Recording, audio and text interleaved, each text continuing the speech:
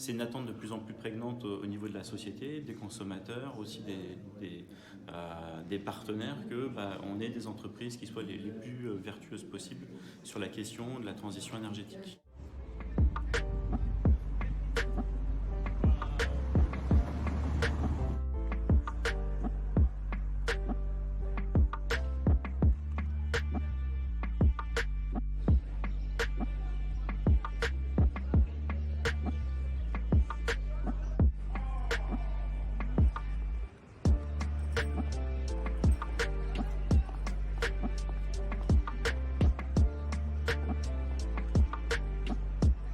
On m'a transmis des valeurs, donc j'ai continué.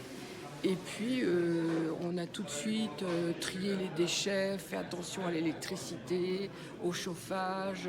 Il est évident que comme on vend des robes de mariée, des costumes, ça ne peut pas être des choses naturelles, des tissus naturels, mais on s'arrange pour faire le maximum, fabriquer en France, etc., etc.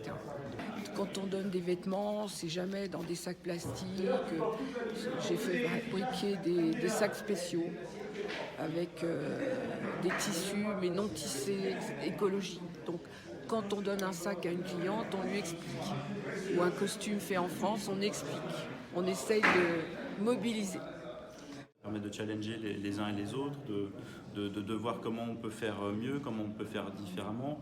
Donc réduire ses consommations en termes par exemple de déchets et montrer que finalement la preuve par l'exemple que c'est possible. Donc c'est dire en gros finalement celles et ceux qui vont participer seront les meilleures ambassadrices et les meilleurs ambassadeurs sur ces questions-là en disant voilà, c'est pas une vision punitive mais plutôt positive. Celui qui sera le plus vertueux pourra être labellisé en tant que tel et ça va lui donner un avantage concurrentiel. Mais je crois que les défis, et c'est le cas de dire, sont tellement importants. On est déjà en retard sur beaucoup de choses. Si je fais référence à des pays comme l'Allemagne, je ne vais même pas parler de la Suisse, mais on va parler que de l'Allemagne, on a 25 ans d'écart et de retard. Donc du coup, aujourd'hui, il faut qu'on modifie notre façon de consommer et de gérer la suite de notre consommation.